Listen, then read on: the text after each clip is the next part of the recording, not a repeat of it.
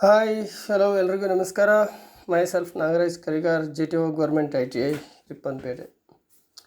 So ಈ ಹಿಂದಿನ ಕ್ಲಾಸಲ್ಲಿ ನಾವು ITI ಎಲೆಕ್ಟ್ರಿಷಿಯನ್ 2ನೇ ವರ್ಷಕ್ಕೆ ಸಂಬಂಧಪಟ್ಟಂತೆ ಮಲ್ಟಿಪಲ್ ಚಾಯ್ಸ್ ಕ್ವಶನ್ ಆನ್ಸರ್ಸ್ ಅಂದರೆ CVT ಆನ್ಲೈನ್ ಎಕ್ಸಾಮ್ಗೆ ಹೆಲ್ಪ್ ಆಗ್ತಕ್ಕಂಥ ಮಲ್ಟಿಪಲ್ ಚಾಯ್ಸ್ ಕ್ವಶನ್ ಆನ್ಸರ್ಗಳನ್ನ ಸಾಲ್ವ್ ಮಾಡ್ತಾ ಹೊರಟಿದ್ದೀವಿ. ಸೊ ಈಗ ಇದು ಪಾರ್ಟ್ 2 DC ಜನರೇಟರ್ನ ಕ್ವಶನ್ಗಳು ರಿಲೇಟೆಡಲ್ಲಿ ಬರ್ತಾ ಇರೋದು. ಪಾರ್ಟ್ 2ದಲ್ಲಿ ನಾವಿದ್ದೀವಿ. ಬನ್ನಿ ಹಾಗಾದರೆ ಈ ಮುಂದಿನ ಕ್ವಶನ್ಗಳನ್ನು ನಾವು ಒಂದೊಂದಾಗಿ ಸಾಲ್ವ್ ಮಾಡ್ತಾ ಹೋಗೋಣ. ಅದಕ್ಕಿಂತ ಮೊದಲು ನಿಮಗೆ ಏನಾದರೂ DC ಜನರೇಟ್ರ್ ಬಗ್ಗೆ ಅತಿ ಹೆಚ್ಚಿನ ವಿಷಯಗಳನ್ನು ತಿಳ್ಕೋಬೇಕು ಅಂತಂದರೆ ಈ ವಿಡಿಯೋ ಡಿಸ್ಕ್ರಿಪ್ಷನ್ ಬಾಕ್ಸಲ್ಲಿ ಹೋದರೆ ಅಲ್ಲಿ ನಮ್ಮ DC ಜನರೇಟ್ರಿಗೆ ಸಂಬಂಧಪಟ್ಟಿರ್ತಕ್ಕಂಥ ಕ್ಲಾಸ್ಗಳಿದ್ದಾವೆ. ಸೊ ಅಲ್ಲಿ ಆ ಕ್ಲಾಸ್ಗಳನ್ನು ನೀವು ಕೇಳ್ತಾ ಇನ್ನೂ ಹೆಚ್ಚಿನ ಮಾಹಿತಿಯನ್ನು ತಿಳ್ಕೊಳ್ಳೋದಕ್ಕೆ ಅನುಕೂಲ ಆಗುತ್ತೆ. ಸೊ ಬನ್ನಿ ಹಾಗಾದರೆ ಕ್ವಶನ್ಗಳನ್ನು ಬಿಡಿಸ್ತಾ ಹೋಗೋಣ. ಮೊಟ್ಟ ಮೊದಲನೇದಾಗಿ why compensating winding is provided in large DC generators. So ಈ ಲಾರ್ಜ್ DC ಜನರೇಟರ್ನಲ್ಲಿ ಕಾಂಪನ್ಸೇಟಿಂಗ್ ವೈಂಡಿಂಗ್ಗಳನ್ನು ಪ್ರೊವೈಡ್ ಮಾಡ್ತೀವಿ. ನಾವು ಯಾಕೆ ಮಾಡ್ತೀವಿ ಅಂತ, ದೊಡ್ಡ DC ಉತ್ಪಾದಕಗಳಲ್ಲಿ ಏಕೆ ಸರಿದೂಗಿಸುವ ವೈಂಡಿಂಗ್ ಮಾಡುವುದು. ಸೊ ಇರಲಿ, ಹಾಗಾದರೆ ಏನು ಕಾರಣ ಅಂತ ನಮಗೆ ಗೊತ್ತಿದೆ. ಅಲ್ಲಿ ಏನಾಗುತ್ತೆ, ಒಂದು ಡಿಮ್ಯಾಗ್ನೆಟೈಸ್ ಎಫೆಕ್ಟ್ನ ಕಾರಣದಿಂದಾಗಿ ಮೇನ್ ಪೋಲ್ ಏನಿದೆ ಅದರ ಫ್ಲಕ್ಸ್ ವೀಕೆನ್ ಆಗುತ್ತೆ. ಈ ಹಿಂದೆ ಆಲ್ರೆಡಿ ಈ ಕ್ವಶನ್ ಡಿಸ್ಕಷನ್ ಆಗಿದೆ. ವೀಕೆನ್ ಆಗುತ್ತೆ, ಅದರಿಂದಾಗಿ ಏನಾಗುತ್ತೆ, ಈ EMF ಇಂಡ್ಯೂಸ್ ಆಗ್ತಕ್ಕಂಥದ್ರಲ್ಲೂ ಕೂಡ ರೆಡ್ಯೂಸ್ ಆಗುತ್ತೆ ಅಂತ ಹೇಳ್ತೀವಿ. ಅದು ಎಸ್ಪೆಷಲಿ ಲೋಡ್ ಹಾಕಿದಾಗ, ಲೋಡ್ ಬಿದ್ದಂಗೆಲ್ಲ ಈ ರೀತಿ ಪ್ರಾಬ್ಲಮ್ ಆಗೋದು, ಈ ಥರ ಎಲ್ಲ ಇರುತ್ತೆ. ಸೊ ಇಲ್ಲಿ ಹಾಗಾದರೆ ಈ ಇದನ್ನು ನಾವು ಸರಿದೂಗಿಸ್ಲಿಕ್ಕೆ ಅಂತೇಳಿ ಏನು ಮಾಡ್ತೀವಿ, ಈ ಕಾಂಪೆನ್ಸೇಟಿಂಗ್ ವೈಂಡಿಂಗನ್ನು ಹಾಕೋದು ಉದ್ದೇಶ ಇಷ್ಟೇ. ಏನಪ್ಪ ಅಂತೇಳಿದ್ರೆ ಇಲ್ಲಿರ್ತಕ್ಕಂಥದ್ದು ಕನೆಕ್ಟ್ ಮೋರ್ ಲೋಡ್ಸ್ ಅಂತಿದೆ, ರೆಡ್ಯೂಸ್ ಕಾಮ್ಯುಟೇಷನ್ ಎಫೆಕ್ಟ್ ಅಂತ ಇದೆ, ನ್ಯೂಟ್ರಲೈಸ್ ಆರ್ಮೇಚರ್ ರಿಯಾಕ್ಷನ್ ಎಫೆಕ್ಟ್ ಅಂತ ಇದೆ, ಹಾಗೆ increase the efficiency of generator ಅಂತ ಇದೆ. ಇದರಲ್ಲಿ ಆನ್ಸರು ನ್ಯೂಟ್ರಲೈಸ್ ಆರ್ಮೇಚರ್ ರಿಯಾಕ್ಷನ್ ಅಂತ ಹೇಳ್ತೀವಿ. ಈ ಆರ್ಮೇಚರ್ ರಿಯಾಕ್ಷನ್ ಡ್ರಾಪನ್ನು ತಪ್ಪಿಸ್ಬೇಕು ಅಂತ ಹೇಳಿದ್ರೆ ನಾವಲ್ಲಿ ಏನು ಮಾಡಬೇಕಾಗತ್ತೆ, ಕಾಂಪನ್ಸೇಟಿಂಗ್ ವೈಂಡಿಂಗನ್ನು ಹಾಕಬೇಕಾಗುತ್ತೆ. ಈ ಕಾಂಪನ್ಸೇಟಿಂಗ್ ವೈಂಡಿಂಗನ್ನು ನಾವು ಕನೆಕ್ಷನ್ನಲ್ಲಿ ಹೇಗೆ ಮಾಡ್ತೀವಿ, ಆರ್ಮೇಚರ್ಗೆ ಸೀರೀಸಲ್ಲಿ ಕನೆಕ್ಟ್ ಮಾಡ್ತೀವಿ. ಆ್ಯಸ್ ಯೂಶ್ವಲಿ ಮೇನ್ ಫೋಲ್ಸಲ್ಲಿ ಇದನ್ನು ವೈಂಡಿಂಗ್ ಮಾಡ್ತೀವಿ, but connected series which the armature ಅಂತ ಹೇಳ್ತೀವಿ. So the answer is C, neutralise armature reaction effect ಅಂತ ಹೇಳ್ತೀವಿ. The answer is C, neutralise armature reaction effect ಅಂತ. ಬನ್ನಿ ಹಾಗಾದರೆ ನೆಕ್ಸ್ಟ್ ಕ್ವೆಶನ್ ನೋಡೋಣ. What is the reason for DC generator fails to build up the voltage. Sometimes ಏನಾಗ್ತವೆ ಅಂದರೆ ನಮ್ಮ DC ಜನರೇಟರ್ಗಳಲ್ಲಿ ವೋಲ್ಟೇಜ್ ಬಿಲ್ಡಪ್ ಆಗೋದಿಲ್ಲ. ಸೊ ಯಾಕಾಗಿ ಆಗೋದಿಲ್ಲ ಅಂಥೇಳಿ ನಾವಿಲ್ಲಿ ನೋಡಬೇಕಾಗತ್ತೆ. ಯಾಕಾಗಿ ಆಗೋದಿಲ್ಲ ಅನ್ನೋದನ್ನು ನಾವಿಲ್ಲಿ ನೋಡಬೇಕಾಗತ್ತೆ. ಸೊ ಆವಾಗ ಕಾರಣಗಳನ್ನು ಇಲ್ಲಿ ಏನಿದೆ ನೋಡೋಣ. ಲೂಸ್ ಬ್ರಷ್ ಕಾಂಟ್ಯಾಕ್ಟ್ ಅಂತ ಒಂದಿದೆ, ಆರ್ಮೇಚರ್ ರೆಸಿಸ್ಟೆನ್ಸ್ ಈಸ್ ಮೋರ್ ಅಂತ ಇದೆ, ಮತ್ತೊಂದು field resistance is above critical resistance ಅಂತ ಇದೆ. ಸೊ ಮತ್ತೊಂದು prime mower is running at above rated speed ಅಂತ ಇದೆ. ಇಲ್ಲಿ DC ಜನರೇಟರ್ನಲ್ಲಿ ವೋಲ್ಟೇಜ್ ಬಿಲ್ಡಪ್ ಆಗದೇ ಇರೋದಕ್ಕೆ ಹಲವಾರು ಕಾರಣಗಳಿದ್ದಾವೆ. ಸೊ ರೆಸಿಡ್ಯುಯಲ್ ಮ್ಯಾಗ್ನೆಟಿಸಮ್ ಇಲ್ಲದೆ ಹೋದರೂ ಕೂಡ ಅಲ್ಲಿ EMF ಉತ್ಪತ್ತಿ ಆಗೋದಿಲ್ಲ. ಹಾಗೆಯೇ ಇಲ್ಲಿ ಮೇಯ್ನ್ಲಿ ಅಂತ ಹೇಳಿದರೆ ಈ field resistance is above critical resistance ಅಂತ ಇದೆಯಲ್ಲ. ಸೊ ಇಲ್ಲಿ ಇದು ಏನಪ್ಪ ಅಂತ ಹೇಳಿದರೆ, ನಾವು ನಮ್ಮ ಒಂದು ಫೀಲ್ಡಲ್ಲಿ ಅಂದರೆ ಆ ಪರ್ಟಿಕ್ಯುಲರ್ ಜನರೇಟರ್ನಲ್ಲಿ ಏನು ಫೀಲ್ಡ್ ರೆಸಿಸ್ಟೆನ್ಸ್ ಅದು ಇನ್ಕ್ಲೂಡ್ ವಿತ್ ರಿಯೋಸ್ಟ್ಯಾಟ್ ರೆಸಿಸ್ಟೆನ್ಸು ಸೇರುತ್ತೆ. ಅದಕ್ಕೆ ಏನು ನಾವು ಅಲ್ಲಿ ಫೀಲ್ಡ್ ಎಕ್ಸಿಟೇಷನ್ ಮಾಡೋದಕ್ಕೆ ಅಂತೇಳಿ ಒಂದು ರಿಯೋಸ್ಟ್ಯಾಟನ್ನು ಬಳಸ್ತೀವಿ, ಅದ್ರದ್ದು ಸೇರಿ ಬರುತ್ತೆ. ಸೊ ಅದ್ರ ರೆಸಿಸ್ಟೆನ್ಸ್ ಯಾವಾಗಲೂ ಹೇಗಿರಬೇಕು ಅಂತ ಹೇಳಿದ್ರೆ below the field critical resistance ಆಗಿರಬೇಕು, ಬಿಲೋದಲ್ಲಿ ಇರಬೇಕು. ಅಬೋವ್ ಇತ್ತು ಅಂತ ಹೇಳಿದರೆ ಅಲ್ಲಿ ನಮ್ಮ ಜನರೇಟ್ರು ವೋಲ್ಟೇಜನ್ನು ಬಿಲ್ಡಪ್ ಮಾಡೋದಿಲ್ಲ ಅಂತ ಹೇಳ್ತೀವಿ. ಅದಕ್ಕಾಗಿ ಸೊ ಅದನ್ನು ನಾವು ಇಲ್ಲಿ ತಿಳ್ಕೊಬೇಕಂದ್ರೆ ಫೀಲ್ಡ್ ಕ್ರಿಟಿಕಲ್ ರೆಸಿಸ್ಟೆನ್ಸ್ RC ಅಂತ ನಾವು ಹೇಳ್ತೀವಿ ಸಾಮಾನ್ಯವಾಗಿ. RC ಅಂತ ಹೀಗೆ ಬರಿತೀವಿ, ಫೀಲ್ಡ್ ಕ್ರಿಟಿಕಲ್ ರೆಸಿಸ್ಟೆನ್ಸ್ ಅಂತ. ಇದನ್ನು ನಾವು ಯಾವುದು ಬೇಸ್ ಮೇಲೆ ನಾವು ಫೀಲ್ಡ್ ಕ್ರಿಟಿಕಲ್ ರೆಸಿಸ್ಟೆನ್ಸ್ ಅಂತ ತಗೊಳ್ತೀವಿ ಅಂದರೆ ಈ voltage represented by the tangent ಅಂತ ಬರ್ತದೆ. ಅಂದರೆ ವೋಲ್ಟೇಜ್ ರೆಪ್ರೆಸೆಂಟೇಷನ್ ಏನು ಒಂದು ಓಪನ್ ಸರ್ಕ್ಯೂಟ್ ಕ್ಯಾರೆಕ್ಟರಿಸ್ಟಿಕ್ಸ್ ಕರ್ವನ್ನು ಎಳಿತೀವಿ, ನಾವು ಡ್ರಾ ಮಾಡ್ತೀವಿ, ಆ ಕರ್ವನ್ನೇ ತೊಗೊಳ್ತೀವಿ. ಆ ಕರ್ವ್ನ ಗ್ರಾಫಲ್ಲಿ ಒಂದು ಟ್ಯಾಂಜೆನ್ಷಿಯಲ್ ಲೈನ್ ಎಳಿತೀವಿ ಆ ಕರ್ವ್ಗೆ. ಅದೇನು ಮಾಡುತ್ತೆ, ಒಂದು ಪರ್ಟಿಕ್ಯುಲರ್ ಜಾಗದಲ್ಲಿ ಹೇಗಿರುತ್ತಪ್ಪ ಅಂದರೆ ಅದು ಹೀಗಿರುತ್ತೆ ನೋಡಿ, ನಿಮ್ಗೆ ನೆನಪಿರ್ಬೋದು. ಸೊ ನಮ್ಮ ಓಪನ್ ಸರ್ಕ್ಯೂಟ್ ಕ್ಯಾರೆಕ್ಟರಿಸ್ಟಿಕ್ಸ್ ಕರ್ವ್ನ ಹೀಗೆ ಎಳಿತೀವಿ. ಸೊ ಈ ಸಂದರ್ಭದಲ್ಲಿ ನಾವೇನು ಮಾಡಬೇಕಾಗತ್ತೆ ಅಂದರೆ ಒಂದು ಟ್ಯಾಂಜೆನ್ಷಿಯಲ್ ಲೈನನ್ನು ಹೀಗೆ ಎಳಿತೀವಿ ನಾವು, ಅರ್ಥ ಆಗುತ್ತಾ? ಸೊ ಇಲ್ಲಿ ಈ ಒಂದು ಪರ್ಟಿಕ್ಯುಲರ್ ಜಾಗದಲ್ಲಿ ಇದು ಟ್ಯಾಂಜೆಂಟ್ ಆಗಿರುತ್ತೆ. ಸೊ ಈ ಕಡೆಗಿರೋದು ವೋಲ್ಟೇಜ್ ಆದರೆ ಈ ಕಡೆ ಇರೋದು ಫೀಲ್ಡ್ ಕರೆಂಟ್. ಸೊ ಇವೆರಡು ವ್ಯಾಲ್ಯೂಗಳನ್ನ ತೊಗೊಂಡು ನಾವು field critical resistance, for example ಈ ಜಾಗದಲ್ಲಿ ಒಂದು 200 ವೋಲ್ಟೇಜ್ ತೋರಿಸ್ತಾ ಇದೆ ಅಂತ ಇಟ್ಕೊಳ್ಳಿ. ಫಾರ್ ಎಕ್ಸಾಂಪಲ್ ಈ ಜಾಗದಲ್ಲಿ ಒಂದು 0.2 ಕರೆಂಟನ್ನು ತೋರಿಸ್ತಾ ಇದೆ ಅಂತ ಇಟ್ಕೊಳ್ಳಿ. ಸೊ ಇದು ಆನ್ಸರ್ ಎಷ್ಟಾಗುತ್ತೆ ಅವಾಗ 1000 ಅಂತ ಬರುತ್ತೆ. ಸೊ ಇಷ್ಟರೊಳಗೆ ಇರಬೇಕು, ಈ 1000 ಓಮ್ ಒಳಗಡೆ ಆ ಫೀಲ್ಡ್ ಕ್ರಿಟಿಕಲ್ ರೆಸಿಸ್ಟೆನ್ಸ್ ಇರಬೇಕು ಅಂತ ಇದರ ಅರ್ಥ. ಸೊ ಆ 1000 ಓಮ್ಗಿಂತ ಜಾಸ್ತಿ ಹೋದಾಗ ಆ ಒಂದು ಜನರೇಟರ್ನಲ್ಲಿ ವೋಲ್ಟೇಜ್ ಬಿಲ್ಡಪ್ ಆಗೋದಿಲ್ಲ ಅಂತ ಇದಕ್ಕೆ. ಸೊ ಅದಕ್ಕೆ ಹೇಳ್ತೇವೆ field resistance is above critical resistance. ಅಂದರೆ ಇಲ್ಲಿ ವೋಲ್ಟೇಜ್ ಬಿಲ್ಡಪ್ ಆಗಿಲ್ಲ ಅಂದರೆ ಇದಕ್ಕೆ ಇರ್ತಕ್ಕಂಥ ಇಷ್ಟು ಕಾರಣಗಳಲ್ಲಿ ಮುಖ್ಯವಾದ ಕಾರಣ ಅಂದರೆ ನಮಗೆ field resistance is above critical ಅಂತ ಹೇಳಿ ಕ್ರಿಟಿಕಲ್ ರೆಸಿಸ್ಟೆನ್ಸ್ ಅಂತ ಹೇಳುತ್ತೆ. ದ ಆನ್ಸರ್ ಈಸ್ C ಅಂತ ಹೇಳ್ಬೋದು. ಸೊ ಬನ್ನಿ ಹಾಗಾದರೆ ನೆಕ್ಸ್ಟ್ ಕ್ವೆಶನ್ಗೆ ಹೋಗೋಣ. What is the name of generator if its field is connected in parallel with the armature? So ಸಾಮಾನ್ಯವಾಗಿ ನಾವು ಏನು ಶಂಟ್ ಫೀಲ್ಡ್ಗಳಿದ್ದಾವೆ, ಸೀರೀಸ್ ಫೀಲ್ಡ್, ಶಂಟ್ ಫೀಲ್ಡ್ ಅಂತ ಹೇಳ್ತೀವಿ. ಸೊ ಸಾಮಾನ್ಯವಾಗಿ ಆ ಒಂದು ಆರ್ಮೇಚರ್ಗೆ ಆ ಫೀಲ್ಡನ್ನು ನಾವು ಹೇಗೆ ಕನೆಕ್ಟ್ ಮಾಡಿರ್ತೀವಿ ಅನ್ನೋದ್ರ ಮೇಲೆ ಡಿಪೆಂಡ್. ಸೊ ಇದು ಒಂದಪ್ಪ, ಈ ಥರ ಒಂದು ಬರುತ್ತೆ, ಇದನ್ನೇನಂತೀವಿ, ಹಾಗೆ ಇನ್ನೊಂದು ಬರ್ತದೆ. ಸೊ ಆ ಒಂದು ಆರ್ಮೇಚರಲ್ಲಿ ಹೀಗೊಂದನ್ನು ಕನೆಕ್ಟ್ ಮಾಡ್ತೀವಿ ಅಲ್ವಾ, ಈ ರೀತಿ ಒಂದು ಕನೆಕ್ಟ್ ಮಾಡ್ತೀವಿ. ಸೊ ಇಲ್ಲಿ ನಾವು ಇದನ್ನು ಹೇಗೆ ಹೇಳೋದು, ಹೀಗೆ ಬೇರೆ ಬೇರೆ ವೇದಲ್ಲಿ ನಾವು ಕನೆಕ್ಟ್ ಮಾಡೋದನ್ನು ನಾವು ನೋಡಿದ್ದೀವಿ. ಸೊ ಒಂದೊಂದು ಹತ್ರ ಹೀಗೂ ಇರುತ್ತೆ ಪ್ಲಸ್ ಹೀಗೂ ಇರುತ್ತೆ. ಸೊ ಇದನ್ನೇನಂತ ಹೇಳ್ತೀವಿ?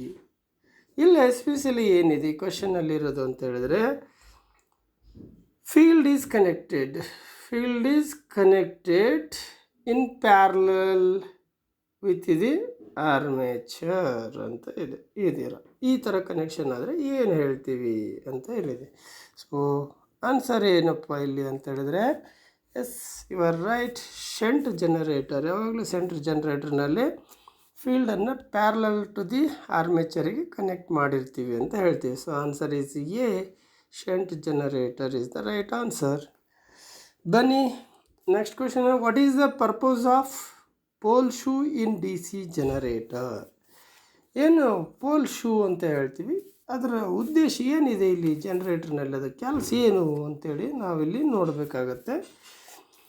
ಇಲ್ಲಿ ಆಪ್ಷನ್ಸಲ್ಲಿ reduce the air gap, increase the field strength and minimise the magnetic losses, ಮತ್ತೊಂದು spread out flux uniformly in the air gap ಅಂತ ಇದೆ. ಸೊ ಹಾಗಾದರೆ ಏನು ಇದು ಅಂತ ಹೇಳಿದರೆ ಇದ್ರ ಕೆಲಸ ಏನು? ಒಂದು ಪೋಲ್ ಶೂ ಕೆಲಸ ಏನಿದೆಪ್ಪ DC ಜನರೇಟರ್ನಲ್ಲಿ ಅಂತ ಹೇಳಿದರೆ spread out flux uniformly in the air gap ಅಂತ ಹೇಳ್ತೀವಿ. Spread out flux uniformly in the air gap ಅಂತ ಹೇಳ್ತೀವಿ. This is the answer. ಯಾಕಪ್ಪ ಅಂತ ಹೇಳಿದರೆ ಸೊ ಇದ್ರ ಜೊತೆಲಿ ಇನ್ನೂ ಒಂದು ಕೆಲಸನೂ ಕೂಡ ಮಾಡ್ತದೆ. ಅದೇನು? It's also support the field ಕಾಯಿಲ್ಸ್ಗಳನ್ನು ಕೂಡ ಹಿಡಿದಿಟ್ಕೊಳ್ಳೋ ಕೆಲಸನೂ ಮಾಡುತ್ತೆ. ಸೊ ಅಲ್ಲಿ ಇದು ಏನು ಒಂದು ಇದೆ, ಈ reduce the reluctance of the magnetic path ಅಂತ ಹೇಳ್ತೀವಿ. ಅದ್ರ ಸಲುವಾಗಿ ನಾವು ಇಲ್ಲೇನು ಮಾಡ್ತೀವಿ, ಫೀಲ್ಡ್ ಕೋರನ್ನು ಮಾಡ್ಕೊಂಡಿರ್ತೀವಿ. ಆ ಪೋಲ್ ಶೂ ಫೀಲ್ಡ್ ಕೋರ್ ಅಂತ ಹೇಳ್ತೀವಿ. ಸೊ ಇದೇನು ಮಾಡುತ್ತೆ, ಇದ್ರ ಸಹಾಯದಿಂದ ಏನು ಪೋಲ್ ಶೂನ ಸಹಾಯದಿಂದನೇ ನಾವು ಈ spread out the flux uniformly ಅಂತ ಹೇಳ್ತದೆ. ಅಲ್ಲೇನು ಆ ಜಾಗದಲ್ಲಿ ಸ್ಪ್ರೆಡ್ ಮಾಡೋದು, ಆ ಏರ್ ಗ್ಯಾಪ್ಗಳಲ್ಲಿ ಆ ಫ್ಲಕ್ಸನ್ನು ಸ್ಪ್ರೆಡ್ ಔಟ್ ಮಾಡೋದಕ್ಕೆ ಬಳಸ್ತಕ್ಕಂಥದ್ದು ಇದಾಗಿದೆ.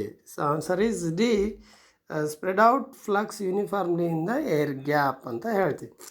Next, what is the function of split rings in D C generator? Split rings ಅಂತ ಹೇಳ್ತೀವಿ. Slip rings and split rings ಎರಡು ಬೋತ್ ಗೊತ್ತಿದೆ ನಿಮಗೆ. ಸ್ಲಿಪ್ ರಿಂಗ್ಸನ್ನು ನಾವು ಎ ಸಿ ಆಲ್ಟರ್ನೇಟ್ರಲ್ಲಿ ಬಳಸಿದರೆ, ಅದೇ ಸ್ಪ್ಲಿಟ್ ರಿಮ್ಸನ್ನು ಡಿ ಸಿ ಜನ್ರೇಟರ್ನಲ್ಲಿ ಬಳಸ್ತೀವಿ. So function of split rings ಏನು ಇಲ್ಲಿ ಕೆಲಸ? ಆಪ್ಷನ್ಸ್ ನೋಡೋಣ. ಮೇಂಟೈನ್ ಕಾನ್ಸ್ಟಂಟ್ ವೋಲ್ಟೇಜ್ ಅಂತ ಹೇಳುತ್ತೆ, ಕಲೆಕ್ಟ್ ದ ಕರೆಂಟ್ ಯೂನಿಡೈರೆಕ್ಷನಲಿ ಅಂತ ಹೇಳುತ್ತೆ, ಹಾಗೆ reduce the voltage drop at brushes ಅಂತ ಇದೆ, ಮತ್ತೊಂದು increase the terminal voltage than rated ಅಂತ ಇದೆ. ಇಲ್ಲಿ ಏನೇ ಆಪ್ಷನ್ಸ್ಗಳಿದ್ರು ನಿಮಗೆ ಆನ್ಸರ್ ಗೊತ್ತಿರಬೇಕು. ಏನಕ್ಕೆ ನಾವು ಬಳಸೋದು ಅಲ್ಲಿ ಸ್ಪ್ಲಿಟ್ ರಿಂಗ್ಸ್ ಬಳಸೋ ಉದ್ದೇಶ ಇಷ್ಟೇ, ಕಲೆಕ್ಟ್ ದಿ ಕರೆಂಟ್ ಯೂನಿಡೈರೆಕ್ಷನಲ್ಲಿ, ಅಂದರೆ ಒಂದೇ ಡೈರೆಕ್ಷನಲ್ಲಿ. ಸೊ ಡಿ ಸಿ ಅಂದ್ರೇನು? ಸೇಮ್ ಡೈರೆಕ್ಷನ್, ಒಂದೇ ಡೈರೆಕ್ಷನ್ ಅಂತ ಹೇಳ್ತೀವಿ.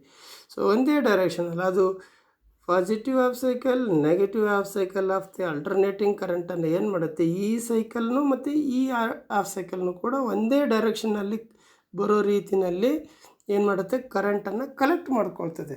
ಕಲೆಕ್ಟ್ಸ್ ದಿ ಕರೆಂಟ್ ಯೂನಿಡೈರೆಕ್ಷನಲಿ ಅಂತ ಹೇಳ್ತೀವಿ.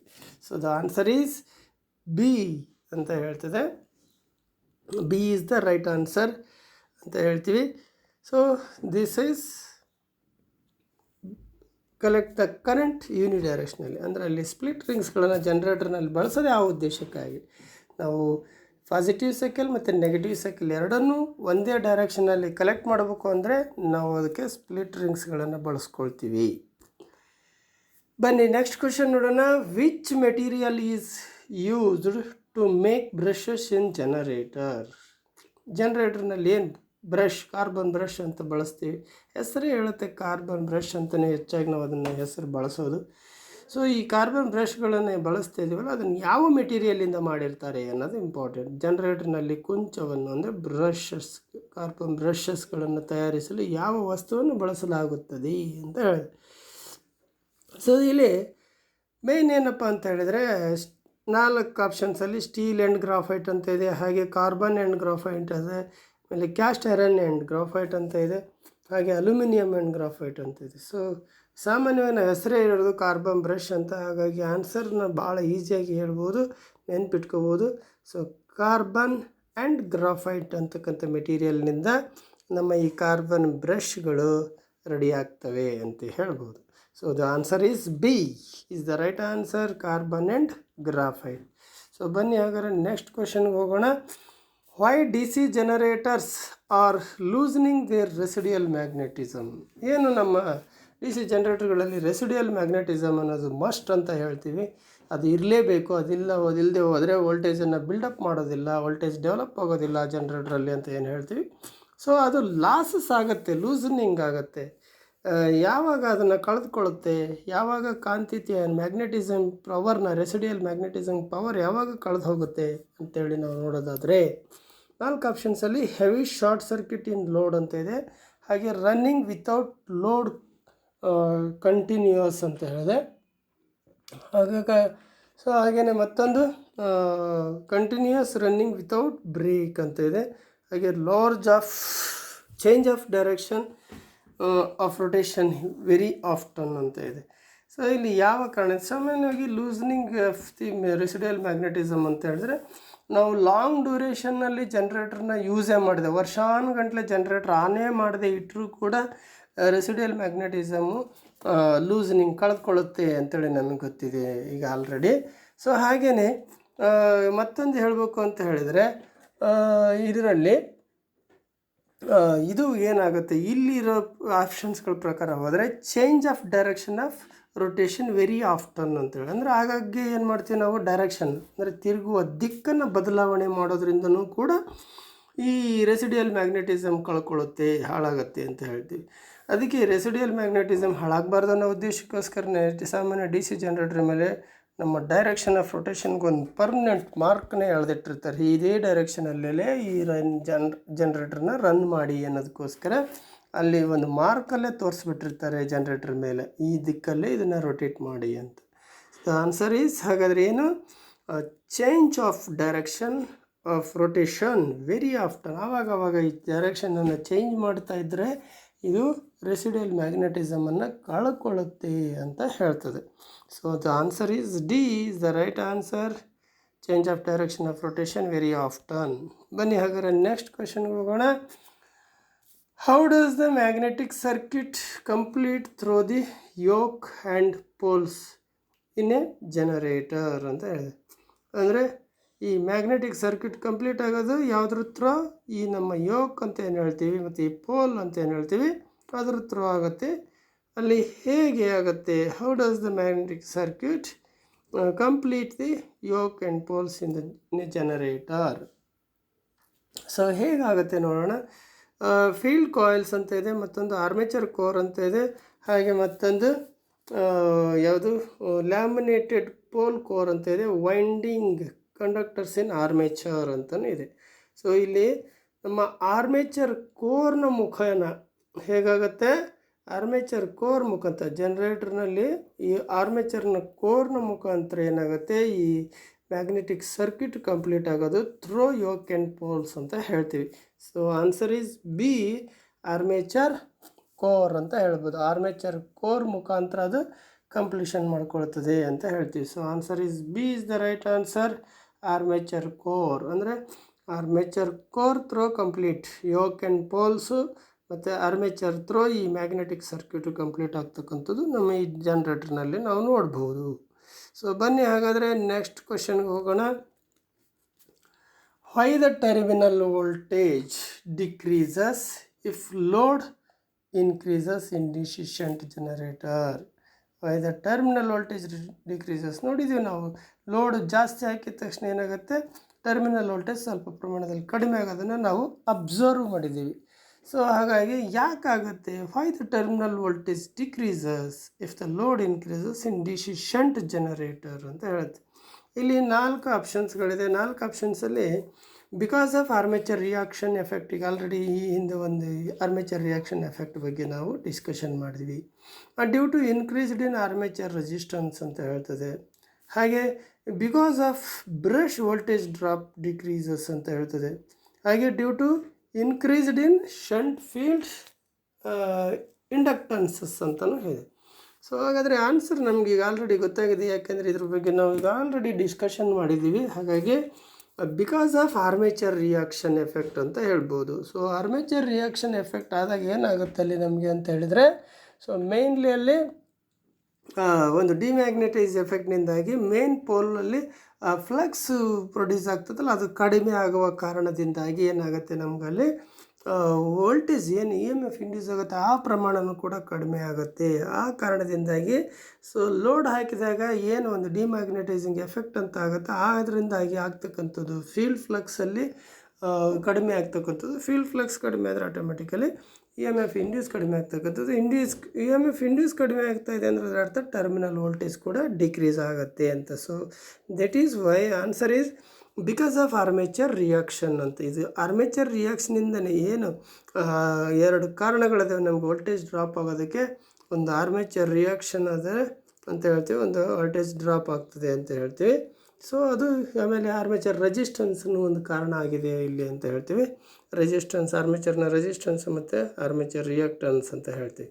ಸೊ ಹಾಗೆ ಇಲ್ಲಿ because of the armature reactance ಎಫೆಕ್ಟ್ನಿಂದ ಇದು ಕಡಿಮೆ ಆಗುತ್ತೆ ಅಂತ ಹೇಳ್ತೀವಿ. So answer is A is the right answer ಅಂತ ಹೇಳ್ಬೋದು, because of armature reaction effect ಅಂತ ಹೇಳ್ತೀವಿ. ಬನ್ನಿ ಹಾಗಾದರೆ ನೆಕ್ಸ್ಟ್ ಕ್ವಶನ್ ಹೋಗೋಣ. Which type of D C generator is used for long distance distribution lines. So ನಮಗೆ ಇಲ್ಲಿ ಗೊತ್ತಿದೆ, ಸುಮಾರು ದೂರದಲ್ಲಿರ್ತಕ್ಕಂಥ ಸಪ್ಲೈನ ತೊಗೊಂಡು ಹೋಗ್ಬೇಕಾದ್ರೆ ಅಲ್ಲಿ ಲೈನ್ ಡ್ರಾಪ್ಸು ಬರುತ್ತೆ, ಅಂದರೆ ಲೈನ್ ವೋಲ್ಟೇಜ್ ಡ್ರಾಪ್ ಆಗುತ್ತೆ. ಅಂಥ ಒಂದು ಸಂದರ್ಭದಲ್ಲಿ ನನಗೆ ದೂರದ ಡಿಸ್ಟ್ರಿಬ್ಯೂಷನ್ ಲೈನ್ಗಳಿಗೆ ಇವಾಗ ಸರಿಯಾದ ಕ್ವಾಂಟಿಟಿ ವೋಲ್ಟೇಜನ್ನು ತೊಗೊಂಡು ಹೋಗಬೇಕು ಅಂದರೆ ಅಲ್ಲಿ ಏನು ಮಾಡಬೇಕು, ಯಾವ ಥರದ ಜನ್ರೇಟರ್ನ ಬಳಸಿದರೆ ನಾವು ಲಾಂಗ್ ಡಿಸ್ಟೆನ್ಸಲ್ಲಿ ಇರ್ತಕ್ಕಂಥ ಡಿಸ್ಟ್ರಿಬ್ಯೂಷನ್ ಲೈನ್ ಅಂತ ಏನೋ ಹೇಳ್ತೀವಿ, ಯಾವ ಥರದ ಜನ್ರೇಟರ್ನ ಬಳಸಿದರೆ ನಾವು ಅದನ್ನು ಮೇಂಟೈನ್ ಮಾಡ್ಬೋದು ಅಂತ ಇಲ್ಲಿ ಕ್ವಶನ್ ಇದೆ. ಸೊ ಅಲ್ಲಿ shunt generator, series generator, differential compound generator, ಹಾಗೆ ಮತ್ತೊಂದು ಕಮ್ಯುಲೇಟಿವ್ ಕಾಂಪೌಂಡ್ ಜನರೇಟರ್ ಅಂತ ಇದೆ.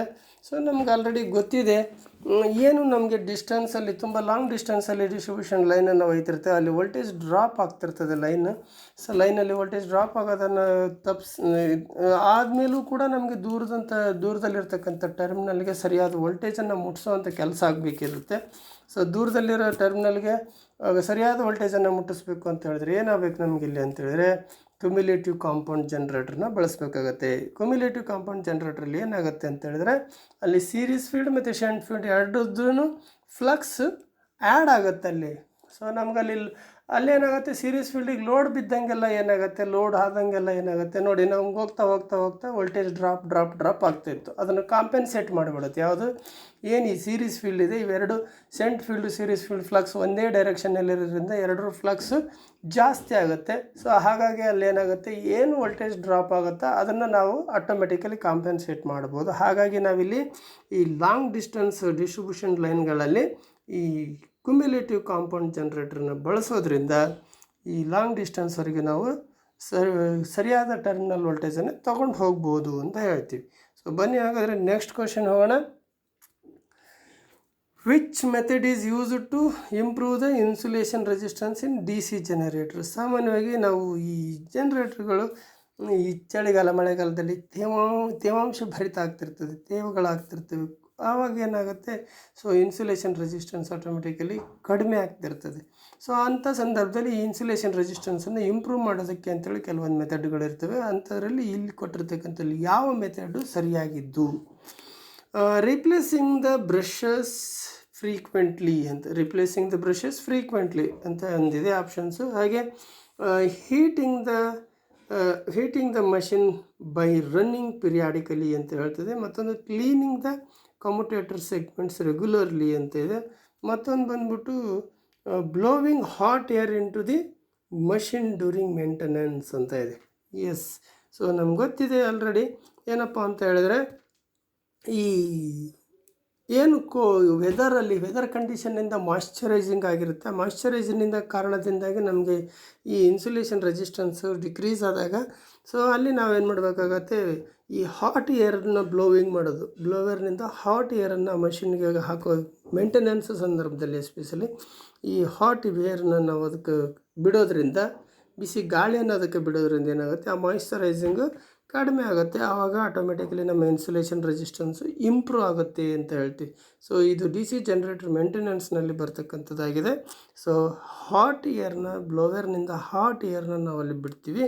ಸೊ ಆವಾಗ ಏನಾಗುತ್ತೆ, ನಮ್ಮ ತೇವಾಂಶ ಕಡಿಮೆಯಾಗಿ DC ಜನರೇಟರ್ನಲ್ಲಿ ಇನ್ಸುಲೇಷನ್ ರೆಸಿಸ್ಟೆನ್ಸು ಇಂಪ್ರೂವ್ ಆಗುತ್ತೆ ಅಂತ ಹೇಳ್ತೀವಿ. So answer is D is the right answer. ಬನ್ನಿ ಹಾಗಾದರೆ ನೆಕ್ಸ್ಟ್ ಕ್ವಶನ್ಗೆ ಹೋಗೋಣ. Which type of DC generator works in absence of residual magnetism? ನೋಡಿ, ರೆಸಿಡಿಯಲ್ ಮ್ಯಾಗ್ನೆಟಿಸಮ್ ಇರಲೇಬೇಕು ನಮಗೆ. DC ಜನರೇಟ್ರೆಲ್ಲ EMF ಬಿಲ್ಡಪ್ ಆಗಬೇಕು ಅಂತ ಹೇಳಿದ್ರೆ, ಉತ್ಪತ್ತಿ ಆಗಬೇಕು ಅಂದರೆ ರೆಸಿಡಿಯಲ್ ಮ್ಯಾಗ್ನೆಟಿಸಮ್ ಈಸ್ ಮಸ್ಟ್ ಅಂತ ಹೇಳ್ತೀವಿ. ಹಾಗಾದರೆ ಯಾವ ಟೈಪ್ನ DC ಜನರೇಟರ್ನಲ್ಲಿ ರೆಸಿಡಿಯಲ್ ಮ್ಯಾಗ್ನೆಟಿಸಮ್ ಇಲ್ಲದೇ ಇದ್ದರೂ ಕೂಡ ನಾವು EMFನ್ನು ಉತ್ಪತ್ತಿ ಮಾಡ್ಬೋದು ಅಂತೇಳಿ ನಾವಿಲ್ಲಿ ನೋಡೋದಾದರೆ ಯಾವುದರಲ್ಲಿ ನಮಗೆ ಗೊತ್ತಿದೆ. ನಮಗೆ ಶಂಟ್ ಜನರೇಟರ್ನಲ್ಲಿ ನಮಗೆ ಒಂದು ರೆಸಿಡಿಯಲ್ ಮ್ಯಾಗ್ನೆಟಿಸಮ್ ಇಲ್ಲ ಅಂದರೆ ಅಲ್ಲಿ ಉತ್ಪತ್ತಿ ಮಾಡೋದಕ್ಕಾಗಲ್ಲ. ಸೀರೀಸ್ ಜನರೇಟ್ರಲ್ಲಿ ಆಗೋದಿಲ್ಲ.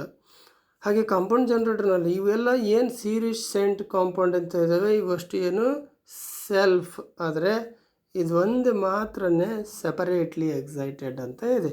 ಸೊ ಹಾಗಾಗಿ ಈ ಸಪ್ರೇಟ್ಲಿ ಎಕ್ಸೈಟೆಡ್ ಅಂದ ತಕ್ಷಣ ನಮ್ಗೆ ಗೊತ್ತಿದೆ, ಸಪ್ರೇಟ್ಲಿ ಎಕ್ಸೈಟೆಡ್ DC ಜನರೇಟರ್ಗಳಿಗೆ ನಾವು ಫೀಲ್ಡ್ಗೆ ಏನು ಮಾಡ್ತೀವಿ, ಸಪ್ಲೈನನ್ನು ಬೇರೆ ಔಟ್ ಸಪ್ಲೈನನ್ನು ಇಲ್ಲಿಗೆ ಇನ್ಪುಟ್ ಮಾಡಿರ್ತೀವಿ. ಈ ಆರ್ಮೇಚರ್ನ ವೋಲ್ಟೇಜಿಗೂ ಇದಕ್ಕೂ ಸಂಬಂಧ ಇರೋದಿಲ್ಲ. ಹಾಗಾಗಿ ನನಗಿಲ್ಲಿ ಫೀಲ್ಡ್ ಫ್ಲಕ್ಸ್ ಆಟೋಮೆಟಿಕಲಿ ಉತ್ಪತ್ತಿ ಆಗುತ್ತೆ. ಯಾಕೆಂದರೆ ನಾನು ಇನ್ಪುಟ್ಟಲ್ಲಿ ಬೇರೆ DC ಸೋರ್ಸನ್ನು ಕನೆಕ್ಟ್ ಮಾಡಿರ್ತೀನಿ. ಹಾಗಾಗಿ ಇಲ್ಲಿ ಫ್ಲಕ್ಸ್ ಪ್ರೊಡ್ಯೂಸ್ ಆಗೇ ಆಗುತ್ತೆ. ಫ್ಲಕ್ಸ್ ಪ್ರೊಡ್ಯೂಸ್ ಆಗೋದು ಇಲ್ಲಿ ಜನರೇಟರ್ನಲ್ಲಿ EMF ಜನ್ರೇಟ್ ಆಗುತ್ತೆ.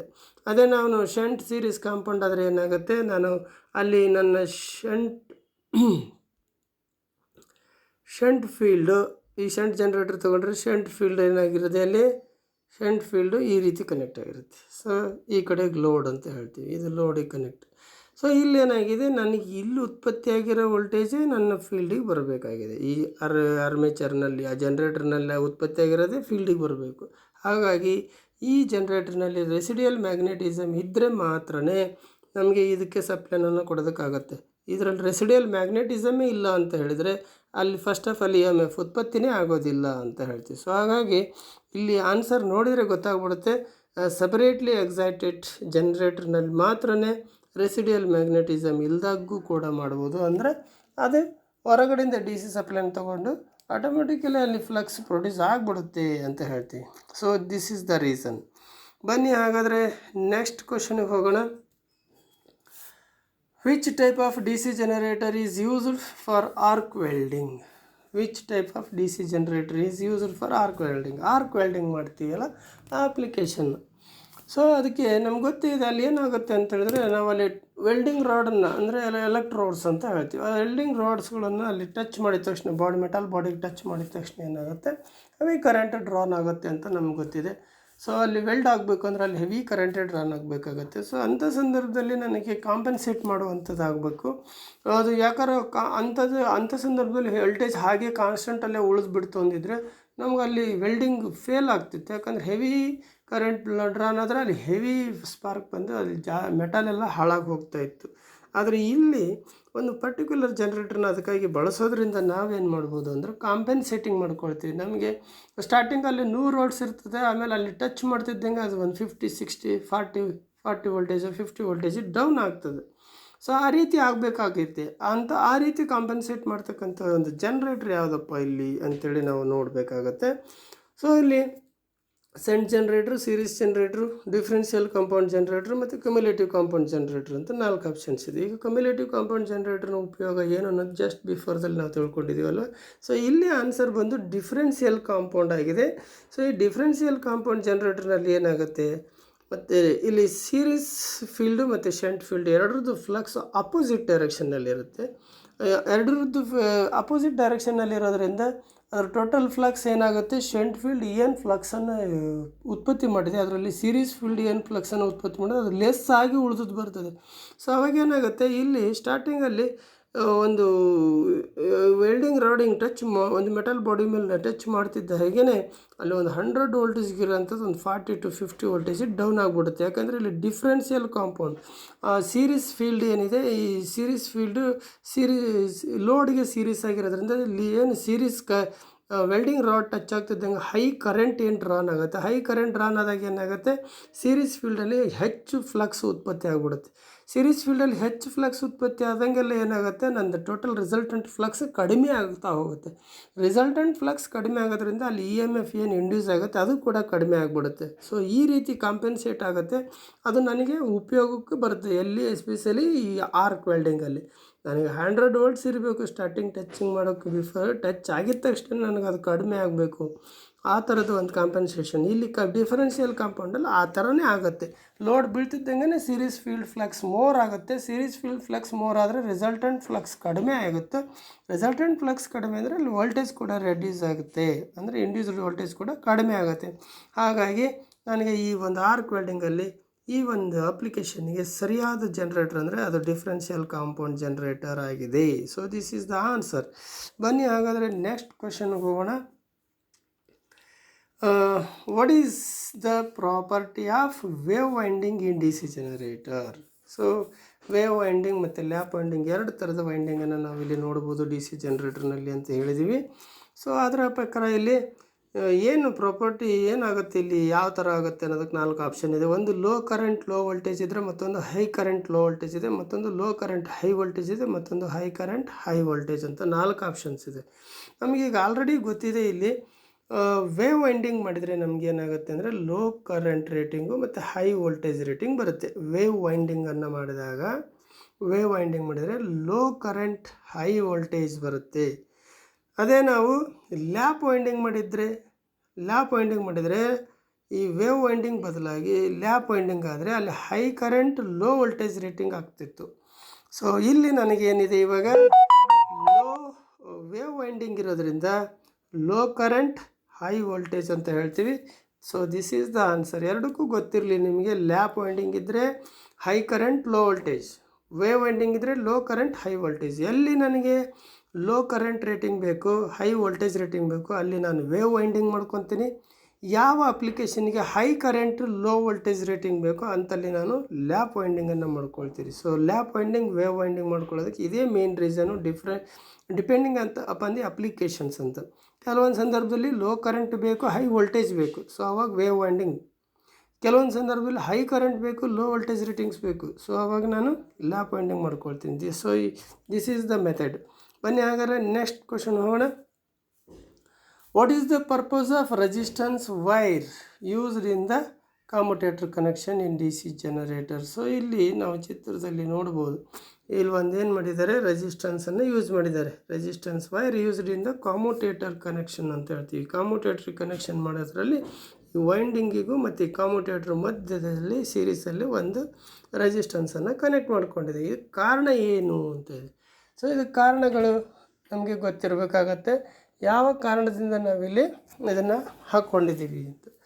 ಸೊ ಇಲ್ಲಿ ನಾವು ಒಂದನ್ನು ಗಮನಿಸಬೇಕು, ಏನಪ್ಪ ಅಂತ ಹೇಳಿದರೆ, ಸೊ ಇಲ್ಲಿ ಒಂದು ರಿವರ್ಸ್ ಕರೆಂಟ್ ಡೈರೆಕ್ಷನ್ ಆಗೋದಿರುತ್ತದೆ. ಎಲ್ಲಿ ನಾನು ತೋರಿಸ್ತೀನಿ ನಿಮಗೆ. ಸೊ ರಿವರ್ಸ್ ಇಲ್ಲಿ ಇದಕ್ಕೆ ಈ ಕಡೆ ಕರೆಂಟ್ ಬಂದರೆ ಇಲ್ಲಿ ಈ ಕಡೆಗೆ, ಇಲ್ಲಿ ಈ ಕಡೆಗೆ ಇರುತ್ತೆ ಮೊದಲು. ಬಟ್ ಒಂದು ಪರ್ಟಿಕ್ಯುಲರ್ ಟೈಮಲ್ಲಿ ಆ ಬ್ರಷ್ ಏನು ನಮ್ಮ ಕೆಳಗಡೆ ಇಲ್ಲಿ ಕಾರ್ಬನ್ ಬ್ರಷ್ ಟಚ್ ಆಗೋದಿರುತ್ತಲ್ಲ, ಆ ಪಾಯಿಂಟಲ್ಲಿ ಆ ಕಾರ್ಬನ್ ಬ್ರಷ್ ಟಚ್ ಆಗುವಂಥ ಸಂದರ್ಭದಲ್ಲಿ ನನಗೆ ಒಂದು ಫ್ರ್ಯಾಕ್ಷನ್ ಟೈಮು ಇಲ್ಲಿ ಒಂದು ಕರೆಂಟು ಸೇಮ್ ಡೈರೆಕ್ಷನಲ್ಲಿ ಅಂದರೆ ಅಪೋಸಿಟ್ ಡೈರೆಕ್ಷನಲ್ಲಿ ಬಂದುಬಿಟ್ಟು ಇಲ್ಲಿ ಒಂದು ಶಾರ್ಟ್ ಸರ್ಕ್ಯೂಟ್ ಆಗೋಂಥ ಸಂದರ್ಭ ಬರುತ್ತೆ. ಈ ಶಾರ್ಟ್ ಸರ್ಕ್ಯೂಟ್ ಸಂದರ್ಭ ಬಂದಾಗ ಏನಾಗುತ್ತೆ, ನನಗೆ ಅದನ್ನೇ ನಾವಿಲ್ಲಿ ಕಾಮುಟೇಷನ್ ಎಫೆಕ್ಟ್ ಅಂತ ಹೇಳ್ತೀವಿ.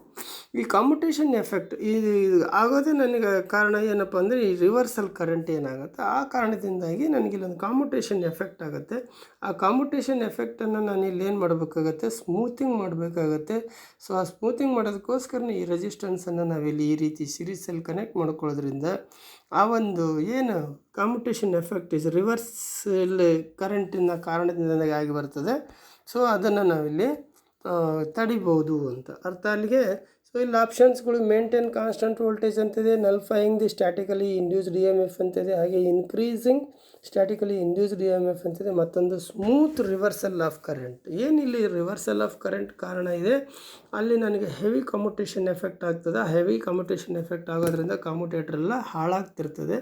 ಸೊ ಆ ಕಾರಣ ಅದನ್ನು ತಪ್ಪಿಸ್ಬೇಕು ಅಂತ ಹೇಳಿದರೆ ನಾನೇನು ಮಾಡಬೇಕಾಗುತ್ತೆ, ಅದನ್ನು ಹೆವಿ ಕಮ್ಯುಟೇಷನನ್ನು ಸ್ಮೂತ್ ಕಮ್ಯುಟೇಷನ್ ಮಾಡಬೇಕು. ಸ್ಮೂತ್ ಕಮ್ಯುಟೇಷನ್ ಮಾಡಬೇಕು ಅಂದರೆ ಈ ರಿವರ್ಸಲ್ ಆಫ್ ಕರೆಂಟಿಂದ ಆಗ್ತಕ್ಕಂಥದ್ದನ್ನು ಸ್ಮೂತ್ ಮಾಡಬೇಕು ಅಂದರೆ, ಸೊ ನಾನು ಈ ರೀತಿಯಾಗಿರ್ತಕ್ಕಂಥ ಒಂದು ರೆಸಿಸ್ಟೆನ್ಸನ್ನು ಅಲ್ಲಿ ಕಮ್ಯುಟೇಟ್ರ್ ಮತ್ತು ವೈಂಡಿಂಗ್ ಮಧ್ಯದಲ್ಲಿ ಹಾಕ್ಕೋಬೇಕಾಗತ್ತೆ. ಸೊ ಈಗ ಮಾಡೋದ್ರಿಂದ ಏನಾಗುತ್ತೆ, ಅಲ್ಲೊಂದು statically induced E M F ಉತ್ಪತ್ತಿ ಆಗಿಬಿಟ್ಟು ಅಲ್ಲಿ ಹೆವಿ ಸ್ಪಾರ್ಕ್ ಬರ್ತಿರ್ತದೆ, ನಮಗೆ ಅದನ್ನು ಕಂಟ್ರೋಲ್ ಮಾಡಬೇಕಾಗತ್ತೆ. ಸೊ ಆ ಕಮ್ಯುಟೇಷನ್ ಎಫೆಕ್ಟನ್ನು ಅವಾಯ್ಡ್ ಮಾಡೋದಕ್ಕಾಗಿಯೇ ಬಳಸ್ತಕ್ಕಂಥದ್ದು. ಸೊ ಆನ್ಸರ್ ಈಸ್ ಡಿ ಅಂತ ಹೇಳ್ತೀವಿ, ಸ್ಮೂತ್ ರಿವರ್ಸಲ್ ಆಫ್ ಕರೆಂಟ್ ಅಂತ. ಸ್ಮೂತ್ ರಿವರ್ಸಲ್ ಆಫ್ ಕರೆಂಟ್ ಅಂತ ಹೇಳ್ತೀವಿ. So answer is the D. ಬನ್ನಿ ಹಾಗಾದರೆ ನೆಕ್ಸ್ಟ್ ಹೋಗೋಣ. Why solid pole shoes are used in D C generator? ನಾವು ಸಮಯ ಇತ್ತೀಚಿನ ದಿನಗಳಲ್ಲಿ ಆ ಥರದ್ದು ಇಲ್ಲ, ಬಟ್ ಒನ್ಸ್ ಅಪಾನ್ ಎ ಟೈಮಲ್ಲಿ ಆ ಥರದ್ದೆಲ್ಲ ಬಳಸ್ತಾಯಿದ್ರು. ಯಾಕಾಗಿ ಅನ್ನೋದಕ್ಕೆ ಇಲ್ಲಿ ಕ್ವಶನ್ ಬರುತ್ತೆ. ಈ ಸಾಲಿಡ್ ಶೂಸ್ನ ಇಲ್ಲಿ ಏನಕ್ಕೆ ಬಳಸ್ತಾ ಇದ್ವಿ ಡಿ ಸಿ ಜನರೇಟರ್ನಲ್ಲಿ ಅಂತ. So to reduce the copper loss ಅಂತ ಇದೆ, to increase the residual magnetism ಅಂತ ಇದೆ, ಹಾಗೆ to decrease the residual magnetism ಇದೆ, to reduce the reluctance of magnetic path ಅಂತ ಇದೆ. Yes, exactly. ನಾವೇನು ಈ ಮ್ಯಾಗ್ನೆಟಿಕ್ ಪಾತ್ ರಿಲೆಕ್ಟನ್ಸ್ನ ಇದೆಯಲ್ಲ ಅದನ್ನು ರೆಡ್ಯೂಸ್ ಮಾಡಬೇಕು. Reduce the reluctance of magnetic path ಮಾಡೋದಕ್ಕೋಸ್ಕರನೇ ನಾವು ಇದನ್ನು ಸಾಲಿಡಾಗಿ ಮಾಡ್ಕೊಳ್ತೀವಿ ಅಂತ ಹೇಳ್ತೀವಿ. So answer is D is the right answer. ಅಂದರೆ to reduce the reluctance of the magnetic path ಮಾಡೋದಕ್ಕೋಸ್ಕರನೇ ನಾವು ಅದನ್ನು ಸಾಲಿಡ್ ಮಾಡೋದು ಅಂತ. ಸೊ ಬನ್ನಿ ಹಾಗಾದ್ರೆ ನೆಕ್ಸ್ಟ್ ಕ್ವಶನ್ಗೆ ಹೋಗೋಣ. Which metal is used to make large capacity D C generator yoke?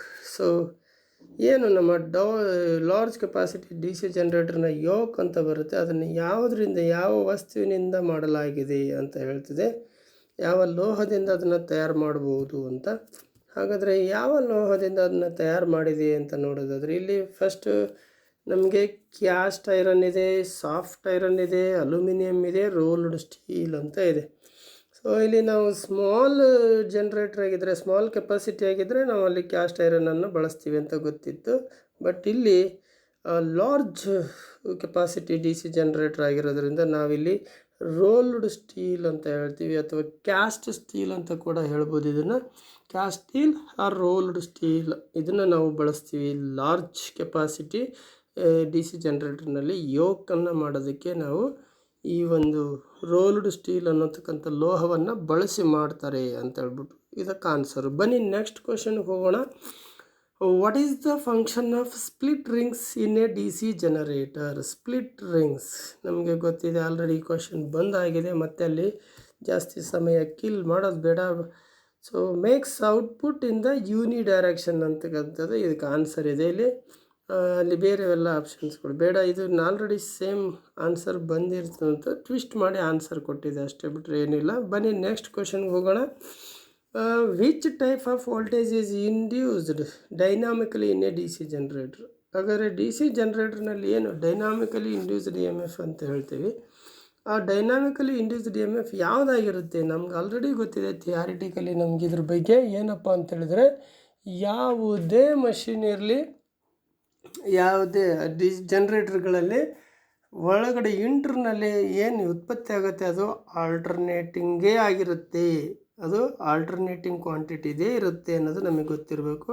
ಏನಿದ್ರು ಅದನ್ನು ಔಟ್ಪುಟ್ ತೊಗೋಬೇಕಾದ್ರೆ ನಾವು ಡಿ ಸಿ ಜನರೇಟರ್ನಲ್ಲಿ ಏನು ಕಾಮುಟೇಟ್ರ್ ಅಂತಕ್ಕಂಥ ಒಂದು ಭಾಗ ಇದೆ, ಆ ಕಾಮುಟೇಟ್ರನ್ನ ಸಹಾಯದಿಂದ, ಅಂದರೆ ಸ್ಪ್ಲಿಟ್ ರಿಂಗ್ಸ್ ಅಂತ ಏನು ಹೇಳ್ತೀವಿ, ಅದರ ಸಹಾಯದಿಂದ ನಾವೇನು ಮಾಡ್ತೀವಿ, ಅಲ್ಲಿ ಇಂಟರ್ನಲ್ಲಿ ಏನು ಆಲ್ಟರ್ನೇಟಿಂಗ್ ವೋಲ್ಟೇಜ್ ಜನ್ರೇಟ್ ಆಗಿದೆಯೇ ಜನ್ರೇಟರ್ನಲ್ಲಿ, dynamically induced E M F ಅಂತ ಏನು ಹೇಳ್ತೀವಿ ಅಲ್ಲಿ, ಸೊ ಆ ಆಲ್ಟರ್ನೇಟಿಂಗ್ ವೋಲ್ಟೇಜನ್ನು ಡಿ ಸಿ ವೋಲ್ಟೇಜ್ ಆಗಿ ನಾವು ಹೊರಗಡೆ ತೊಗೋಬೇಕು ಅಂತ ಹೇಳಿದ್ರೆ ಏನು ಈ ಕಾಮುಟೇಟರ್ ಅಂದರೆ ಸ್ಪ್ಲಿಟ್ ರಿಂಗ್ಸ್ಗಳ ಸಮೂಹ ಅಂತ ಹೇಳ್ಬೋದು, ಆ ಕಾಮುಟೇಟರ್ನ ಸಹಾಯದಿಂದನೇ ನಾವು ಹೊರಗಡೆಗೆ ಡಿ ಸಿ ವೋಲ್ಟೇಜನ್ನು ತಗೊಳ್ತೀವಿ ಅಂತ ಹೇಳ್ತೀವಿ. So answer is the alternating voltage ಅಂತ ಹೇಳ್ಬೋದು. ಎಲ್ಲ ಥರದ ಜನ್ರೇಟರ್ನಲ್ಲಿ ಇಂಟರ್ನಲ್ಲಿ ಆರ್ಮೇಚರಲ್ಲಿ ಉತ್ಪತ್ತಿ ಆಗ್ತಕ್ಕಂಥದ್ದು ಏನಿದೆ ಅದು ಆಲ್ಟರ್ನೇಟಿಂಗ್ ವೋಲ್ಟೇಜೇ ಆಗಿರುತ್ತೆ. ಆಫ್ಟರ್ ಡಿ ಸಿ ಜನ್ರೇಟರ್ನಲ್ಲಿ ಕಾಮುಟೇಟರ್ನ ಸಹಾಯದಿಂದ ನಾವು ಅದನ್ನು ಡಿ ಸಿ ಆಗಿ ಔಟ್ಪುಟ್ ಆಗಿ ತೊಗೊಳ್ತೀವಿ. ಬಟ್ ಎ ಸಿ ಆಲ್ಟರ್ನೇಟರ್ ಇತ್ತು ಅಂದರೆ ಅದನ್ನು ನೇರವಾಗಿ ಹಾಗೆ ಹೇಗಿದೆಯೋ ಹಾಗೆ ತೊಗೊಳ್ತೀವಿ, ಸ್ಲಿಪ್ ರಿಂಗ್ ಮುಖಾಂತರ ಅದನ್ನು ಹೇಗಿದೆಯೋ ಹಾಗೆ ಆಲ್ಟರ್ನೇಟಿಂಗ್ ಕ್ವಾಂಟಿಟೀಸಲ್ಲಿ ಆಲ್ಟರ್ನೇಟಿಂಗ್ ವೋಲ್ಟೇಜನ್ನು ಹೊರಗಡೆ ತೊಗೋತೀವಿ. ಡಿ ಸಿ ಜನ್ರೇಟರ್ನಲ್ಲಿ ಮಾತ್ರ ಕಾಮುಟೇಟರ್ ಸಹಾಯದಿಂದ ಅದನ್ನು ಎ ಸಿನನ್ನು ಡಿ ಸಿ ಆಗಿ ಕನ್ವರ್ಟ್ ಮಾಡ್ಕೊಂಡು ಔಟ್ಪುಟ್ ತೊಗೊಳ್ಳೋದು. ಬಟ್ ಇಂಟ್ರ್ನಲ್ಲಿ ಆಲ್ಟರ್ನೇಟಿಂಗ್ ವೋಲ್ಟೇಜ್ ಇರುತ್ತೆ ಅನ್ನೋದು ಗೊತ್ತಿರಬೇಕು. ಬನ್ನಿ ನೆಕ್ಸ್ಟ್ ಕ್ವಶನ್ಗೆ ಹೋಗೋಣ. What is the purpose of slot marked as X? ಏನು ಈ ಚಿತ್ರದಲ್ಲಿ ಒಂದು ಎಕ್ಸ್ ಅಂತ ಒಂದು ಮಾರ್ಕ್ ಮಾಡಿದ್ದಾರೆ, ಅದರ ಏನು ಅದರ ಉದ್ದೇಶ, ಆ ಥರ ಯಾಕೆ ಮಾಡಿರ್ತಾರೆ ಅನ್ನೋದು ಸೊ ನಮಗೆಲ್ಲ ಗೊತ್ತಿದೆ. ಅದನ್ನು ನೋಡಿದರೆ ಆಲ್ರೆಡಿ ಈ ಥರದ ಒಂದು ಕ್ವಶನ್ ಈ ಹಿಂದೆನೂ ಬಂದಿತ್ತು, ಹೇಳಿದೆ. To fix the keyway, to make air circulation, for lubrication purpose, for easy removal from shaft ಅಂತ 4 ಆಪ್ಷನ್ಸ್ ಇದೆ. No doubt at all. So ಅಲ್ಲಿ ಏನು ಕಣ್ಣು ಮುಂದೆ ಕಾಣ್ತಿರುತ್ತೆ ಅದನ್ನು ನಾವು ಟು ಫಿಕ್ಸ್ ದ ಕೀವೇ ಅಂತ ಹೇಳ್ತೀವಿ. ಏನು ಕೀಗಳನ್ನು ಹಾಕ್ತೀವಿ ಆ ಕೀವೇಗಳನ್ನು ಹಾಕೋದಕ್ಕೆ, ಅದನ್ನು ಕೀವೇ ಅಂತಲೇ ಹೆಸರು ಅದಕ್ಕೆ.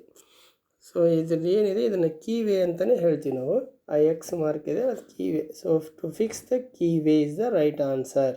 ಸೊ ಆನ್ಸರ್ ಈಸ್ ಎ ಅಂತ ಹೇಳ್ತೀವಿ. ಬನ್ನಿ ಹಾಗಾದರೆ ನೆಕ್ಸ್ಟ್ ಕ್ವಶನ್ಗೆ ಹೋಗೋಣ. What is the purpose of field coils in D C generator? Field coil ಕೆಲಸ ಏನಪ್ಪ ಡಿ ಸಿ ಜನರೇಟರ್ನಲ್ಲಿ? ಹಾಗಾದರೆ to increase the flux in air gap ಅಂತ ಹೇಳ್ತದೆ, to decrease the magnetizing current ಅಂತ ಹೇಳ್ತದೆ, to magnetize the poles, to produce coil flux ಅಥವಾ flux magnetic flux ಅಂತ, to increase the reluctance of magnetic path ಅಂತ ಇದೆ. 4 ಆಪ್ಷನ್ಸ್ಗಳಿದೆ. ಸೊ ಇಲ್ಲಿ ನನಗೆ ಮೇನ್ ಏನಪ್ಪ ಫೀಲ್ಡ್ ಕಾಯಿಲ್ ಕೆಲಸ ಅಂದರೆ ಆ ಪೋಲನ್ನು ಮ್ಯಾಗ್ನೆಟೈಸ್ ಮಾಡೋದು, ಹಾಗೆ ಅಲ್ಲಿ ಫ್ಲಕ್ಸ್ ಕಾಯಿಲ್ ಫ್ಲಕ್ಸನ್ನು ಪ್ರೊಡ್ಯೂಸ್ ಮಾಡ್ತಕ್ಕಂಥ ಕೆಲಸ ಈ ಫೀಲ್ಡ್ ಕಾಯಿಲ್ದು. ಫೀಲ್ಡ್ ಕಾಯಿಲ್ ಬಳಸೋದೇ ನಾವು ಆ ಫೀಲ್ಡ್ ಫ್ಲಕ್ಸನ್ನು ಪ್ರೊಡ್ಯೂಸ್ ಮಾಡ್ಕೊಳ್ಳೋದಕ್ಕೋಸ್ಕರ ಅಂತ ಹೇಳ್ತೀವಿ. ಆ ಮ್ಯಾಗ್ನೆಟಿಕ್ ಫ್ಲಕ್ಸ್ ಪ್ರೊಡ್ಯೂಸ್ ಆಗೋದಕ್ಕೋಸ್ಕರನೇ ನಾವು ಈ ಫೀಲ್ಡ್ ಕಾಯಿಲ್ಸ್ಗಳನ್ನು ಇಲ್ಲಿ ಬಳಸ್ತೀವಿ ಡಿ ಸಿ ಜನರೇಟರಲ್ಲಿ. ದ ಆನ್ಸರ್ ಈಸ್ ಸಿ ಅಂತ ಗೊತ್ತಿದೆ. ಸೊ ಬನ್ನಿ ನೆಕ್ಸ್ಟ್ ಕ್ವೆಶನ್ಗೆ ಹೋಗೋಣ. Which metal is used to make pole core of large D C generator machines? So ಈಗ ಜಸ್ಟ್ ಪ್ರಿವಿಯಸ್ಲಿ ನಾವು ಈ ಕ್ವೆಶನನ್ನು ನೋಡಿದ್ವಿ. ಏನಪ್ಪ ಅಂತ ಹೇಳಿದ್ರೆ ಇಲ್ಲಿ soft iron, cast steel, stainless steel ಅಂತ 4 ಆಪ್ಷನ್ ಇದೆ. ಈ ಹಿಂದೆ ಅದರಲ್ಲಿ ರೋಲ್ಡ್ ಸ್ಟೀಲ್ ಅಂತ ಇತ್ತು, ಇಲ್ಲಿ ಅದನ್ನೇ ಕ್ಯಾಸ್ಟ್ ಸ್ಟೀಲ್. ನಾನು ಹೇಳಿದೆ cast steel or rolled steel, both are same ಅಂತ. So answer is cast steel. So large D C ಮಷಿನ್ಗಳಲ್ಲಿ ನಾವು ಏನು ಮಾಡ್ತೀವಿ, ಪೋಲ್ ಕೋರ್ಗಳನ್ನು ಯಾವ ಒಂದು ಲೋಹದಿಂದ ಮಾಡಲ್ಪಟ್ಟಿರ್ತದೆ ಅಂತ ಹೇಳ್ತದೆ. ಯಾವ ಲೋಹದಿಂದ ಮಾಡ್ತೀವಿ? ಸೊ ಅದು ಕ್ಯಾಸ್ಟ್ ಸ್ಟೀಲ್ ಅಂತ ಹೇಳ್ತೀವಿ. ಕ್ಯಾಸ್ಟ್ ಸ್ಟೀಲಿಂದ ನಾವಿಲ್ಲಿ ಈ ಲೋಹವನ್ನು ಮಾಡೋದು. ಸೊ ಬನ್ನಿ ಹಾಗಾದರೆ ನೆಕ್ಸ್ಟ್ ಕ್ವೆಶನ್ಗೆ ಹೋಗೋಣ. Why the pole core stampings are laminated in D C generator? ಯಾಕಾಗಿ ನಾವು ಡಿ ಸಿ ಜನರೇಟರ್ನ ಕೋರನ್ನು ಲ್ಯಾಮಿನೇಟಾಗಿ ಮಾಡಿರ್ತೀವಿ? ಸ್ಟ್ಯಾಂಪಿಂಗ್ ಅಂತ ಹೇಳ್ತೀವಿ. ಸ್ಟ್ಯಾಂಪಿಂಗ್ಸ್ ಆರ್ ಲ್ಯಾಮಿನೇಟೆಡ್ ಅಂತ ಏನಕ್ಕೋಸ್ಕರ? ರೆಡ್ಯೂಸ್ ದಿ ಫ್ರಿಕ್ಷನ್ ಲಾಸ್ ಅಂತ ಇದೆ, ಮತ್ತೊಂದು ರೆಡ್ಯೂಸ್ ದ ವಿಂಡೇಜ್ ಲಾಸ್ ಅಂತ ಇದೆ, ಮತ್ತೊಂದು ರೆಡ್ಯೂಸ್ ದ ಹಿಸ್ಟರಿಸಿಸ್ ಲಾಸ್, ಮತ್ತೊಂದು ರೆಡ್ಯೂಸ್ ದ ಎಡಿ ಕರೆಂಟ್ ಲಾಸ್. ಆಲ್ರೆಡಿ ಈ ಕ್ವೆಶನ್ ನಿಮಗೆ ಗೊತ್ತಿದೆ. ರೆಡ್ಯೂಸ್ ದ ಎಡಿ ಕರೆಂಟ್ ಲಾಸ್ ಅಂತ ಹೇಳ್ತೀವಿ. ಎಡಿ ಕರೆಂಟ್ ಲಾಸನ್ನು ರೆಡ್ಯೂಸ್ ಮಾಡೋದಕ್ಕೋಸ್ಕರನೇ ನಾವಿಲ್ಲಿ ಲ್ಯಾಮಿನೇಟ್ ಅಥವಾ ಸ್ಟ್ಯಾಂಪಿಂಗ್ಸ್ ಮಾಡಬೇಕಾಗತ್ತೆ ಪೋಲ್ ಕೋರ್ಗಳನ್ನು. ಹಾಗೆ ಮಾಡೋದ್ರಿಂದ ನಾವು ಈ ಎಡಿ ಕರೆಂಟ್ ಲಾಸಸ್ಸನ್ನು ಕಡಿಮೆ ಮಾಡ್ತೀವಿ ಅಂತ ಹೇಳ್ತೀವಿ. So answer is D is the right answer. ಬನ್ನಿ ನೆಕ್ಸ್ಟ್ ನೋಡೋಣ. Which type of D C generator is used for electroplating purpose? Electroplating ಪ್ರೋಸೆಸ್ಸಲ್ಲಿ. ಸೊ ಏನು ಎಲೆಕ್ಟ್ರೋಪ್ಲೇಟಿಂಗ್ ಅಂದ ತಕ್ಷಣ ನಮಗೆ ನೆನಪು ಬಂದುಬಿಡಬೇಕು, ಅಲ್ಲಿ ಆಲ್ಮೋಸ್ಟ್ ಕಾನ್ಸ್ಟಂಟ್ ವೋಲ್ಟೇಜ್ ಅಂತ ಹೇಳ್ತೀವಿ. ಸೊ ಕಾನ್ಸ್ಟಂಟ್ ವೋಲ್ಟೇಜ್ ಅಂತ ಹೇಳಿದರೆ ಎಲ್ಲಿ ಬರುತ್ತೆ ನಮಗೆ?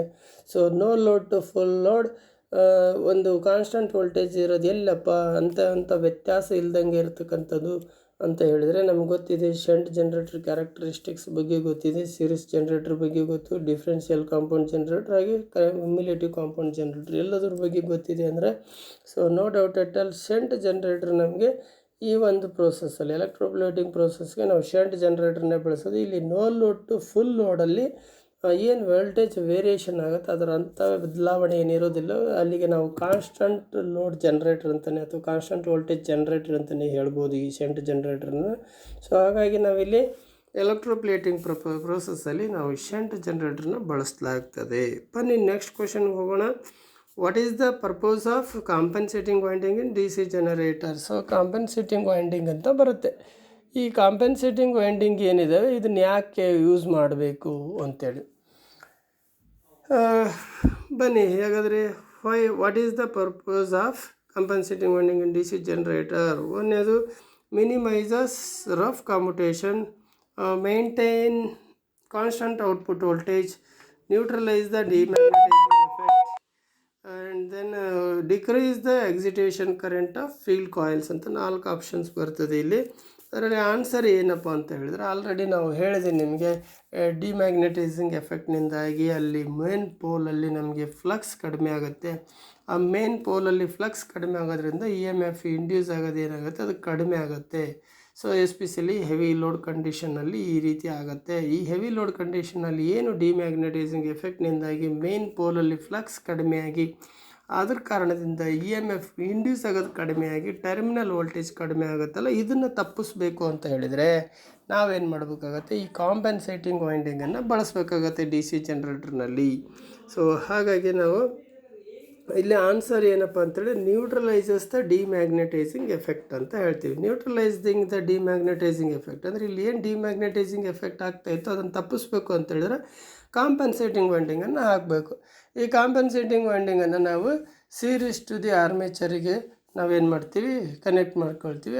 ಆವಾಗ ಏನಾಗುತ್ತೆ ಅಲ್ಲಿ ಇದನ್ನು ನ್ಯೂಟ್ರಲೈಸ್ ಮಾಡುತ್ತೆ, ಅದನ್ನು ಈ ಎಫೆಕ್ಟ್ ಡಿಮ್ಯಾಗ್ನೆಟೈಸಿಂಗ್ ಎಫೆಕ್ಟ್ ಆಗೋದನ್ನು ನ್ಯೂಟ್ರಲೈಸ್ ಮಾಡುತ್ತೆ. ಸೊ ಕಾಂಪನ್ಸೇಟಿಂಗ್ ವೈಂಡಿಂಗ್ ಮೇನ್ ಪೋಲಲ್ಲಿ ಕಾಂಪನ್ಸೇಟಿಂಗ್ ವೈಂಡಿಂಗ್ ಹಾಕ್ಕೊಳ್ತೀವಿ, ಅದನ್ನು ಸೀರೀಸ್ಗೆ ಆರ್ಮೇಚರ್ಗೆ ಸೀರೀಸಲ್ಲಿ ಕನೆಕ್ಟ್ ಮಾಡ್ತೀವಿ.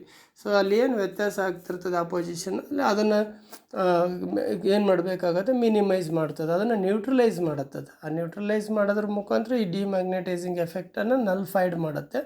ಸೊ ಯಾವಾಗ ಏನಾಗುತ್ತೆ, ಆಟೋಮೆಟಿಕಲಿ ಹೆವಿ ಲೋಡ್ಸಲ್ಲೂ ಕೂಡ ಏನಾಗುತ್ತೆ, ನಮಗೆ ಈ ಫ್ಲಕ್ಚುಯೇಷನ್ ಆಫ್ ದಿ ವೋಲ್ಟೇಜ್ ಆಗೋದಿಲ್ಲ ಅಂತ ಹೇಳ್ತೀವಿ. So this is the answer is C ಅಂತ ಹೇಳ್ಬೋದು. ಬನ್ನಿ ಹಾಗಾದರೆ ನೆಕ್ಸ್ಟ್ ಕ್ವಶನಿಗೆ ಹೋಗೋಣ. What is the effect if the shunt field resistance is above critical resistance value? ಈಗ ಆಲ್ರೆಡಿ ನಿಮಗೆ ಈ ಮುಂಚೆ ನಾನು ಹೇಳಿದೆ ಫೀಲ್ಡ್ ಕ್ರಿಟಿಕಲ್ ರೆಸಿಸ್ಟೆನ್ಸ್ ಅಂದರೆ ಫೀಲ್ಡ್ ಕ್ರಿಟಿಕಲ್ ರೆಸಿಸ್ಟೆನ್ಸ್ ಅನ್ನೋದು ಏನಪ್ಪ ಅಂದರೆ ಅದೇ ಮ್ಯಾಕ್ಸಿಮಮ್ ವ್ಯಾಲ್ಯೂ ಆಗಿರ್ತದೆ, ಅದಕ್ಕಿಂತ ಜಾಸ್ತಿ ಹೋಗಬಾರ್ದು ಯಾವುದೇ ಕಾರಣಕ್ಕೂ, ಅದರ ಒಳಗಡೆಯೇ ಇರಬೇಕು ಅಂತ. ಏನು ನಾವು ಓಪನ್ ಕ್ಯಾರೆಕ್ಟರಿಸ್ಟಿಕ್ಸ್ ಕರ್ವ್ನ ತೊಗೊಂಡು ಅಲ್ಲಿ ಒಂದು ಲೈನನ್ನು ಡ್ರಾನ್ ಮಾಡಿಸಿ, ಅಂದರೆ ಒಂದು ಟ್ಯಾಂಜೆಂಟ್ ಲೈನನ್ನು ಕರ್ವ್ಗೆ ಟ್ಯಾಂಜೆಂಟ್ ಲೈನನ್ನು ಡ್ರಾನ್ ಮಾಡಿದಾಗ ಅಲ್ಲಿ ಸಿಗ್ತಕ್ಕಂಥ ವೋಲ್ಟೇಜು ಮತ್ತು ಅಲ್ಲಿ ಸಿಗ್ತಕ್ಕಂಥ ಫೀಲ್ಡ್ ಕರೆಂಟ್ನ ಬೇಸ್ ಮೇಲೆ ನಾವು ಒಂದು ಆರ್ ಸಿ ಅಂತ ಅಂದರೆ ಫೀಲ್ಡ್ ಕ್ರಿಟಿಕಲ್ ರೆಸಿಸ್ಟೆನ್ಸನ್ನು ಆರ್ ಸಿನನ್ನು ನಾವು ಕಂಡು ಹಿಡ್ತಿದ್ವಿ. ಆ ಆರ್ ಸಿ ಎಷ್ಟು ಇರಬೇಕು, ಇಂತಿಷ್ಟೇ ಇರಬೇಕು ಅಂತ ಇರ್ತದೆ.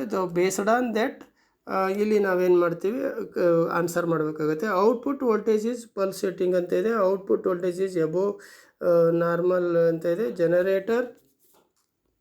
Generator fails to build up the voltage ಇದೆ, ಮತ್ತೊಂದು generator builds up the voltage normal. So ಎಲ್ಲಿ ಫೀಲ್ಡ್ ಕ್ರಿಟಿಕಲ್ ರೆಸಿಸ್ಟೆನ್ಸು ಏನಿದೆ ಇಲ್ಲಿ, what is the effect if the shunt field resistance is above the critical resistance? So ಇಲ್ಲಿ above the critical resistance ಇದ್ದರೆ ನಮಗೆ ಜನರೇಟರ್ನಲ್ಲಿ voltage build up ಆಗೋದಿಲ್ಲ, below the field critical resistance ವ್ಯಾಲ್ಯೂನಲ್ಲಿ ಇರಬೇಕು ಅಂತೇಳ್ಬಿಟ್ಟು ನಮ್ಗೆ ಗೊತ್ತಿದೆ. So answer is C, generator fails to build up the voltage ಅಂತ ಹೇಳ್ತೀವಿ. ಇಲ್ಲಿ ಆ ರೀತಿ ಏನಾದರೂ ಫೀಲ್ಡ್ ಕ್ರಿಟಿಕಲ್ ರೆಸಿಸ್ಟೆನ್ಸ್ ವ್ಯಾಲ್ಯೂ ಬಂದ್ಬಿಟ್ಟು ಎಬೋವ್ ಹೋಯ್ತು ಅಂದರೆ, ಎಬೋವ್ ದಿ ಕ್ರಿಟಿಕಲ್ ರೆಸಿಸ್ಟೆನ್ಸ್ ವ್ಯಾಲ್ಯೂಗೆ ಹೋಯ್ತು ಅಂತ ಹೇಳಿದರೆ ಅಲ್ಲಿ ನಮ್ಗೆ ಆ ಜನ್ರೇಟರ್ನಲ್ಲಿ ವೋಲ್ಟೇಜ್ ಬಿಲ್ಡಪ್ ಮಾಡೋದಕ್ಕೆ ಆಗೋದಿಲ್ಲ ಅಂತ ಅರ್ಥ. ಸೊ ಹಾಗಾಗಿ ಏನು ಮಾಡ್ತೀವಿ, ಆ ಫೀಲ್ಡ್ ಕ್ರಿಟಿಕಲ್ ರೆಸಿಸ್ಟೆನ್ಸನ್ನು ಆ ಕ್ರಿಟಿಕಲ್ ರೆಸಿಸ್ಟೆನ್ಸ್ ವ್ಯಾಲ್ಯೂಗಿಂತ ಕಡಿಮೆಯಲ್ಲೇ ಇರೋ ಹಾಗೆ ನೋಡ್ಕೋಬೇಕಾಗತ್ತೆ. So this is the method.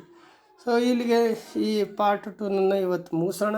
Next part 3ನಲ್ಲಿ ಮತ್ತೆ ಸಿಗೋಣ. ಅಲ್ಲಿವರೆಗೂ ಈ ಪಾರ್ಟ್ 1 ಪಾರ್ಟ್ 2 ಆನ್ಸರ್ಗಳನ್ನು ನೀವು ಸರಿಯಾಗಿ ಪ್ರಾಕ್ಟೀಸ್ ಮಾಡ್ತಾ ವಿಷಯಗಳನ್ನು ತಿಳ್ಕೊಳ್ತಾ ಬನ್ನಿ. ಎಕ್ಸಾಮಲ್ಲಿ ನೀವು ಒಳ್ಳೆ ಮಾರ್ಕ್ಸನ್ನು ತಗೋಬೋದಾಗಿದೆ ಅಂತ ಹೇಳ್ತಾ, have a nice day. Thank you.